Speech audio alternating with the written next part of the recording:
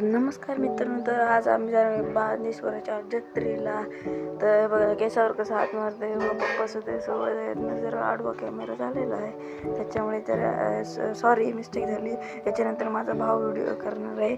बघा भाऊ कसा मस्त. आता मी बघा पप्पा आपण तिघांचे आता आपलं फोटो शूट झालेलं आहे. बघा असं आहे दोन बाई. तर बाई बघा माझे फोटो म्हणजे जरा छोटेसे काढलेले आहेत भावाचे. बघा मस्त कसं कसं आहे विषय. हा फोटो झाल्यानंतर जत्रेला आलेलं आहे. बघा किती गर्दी आहे.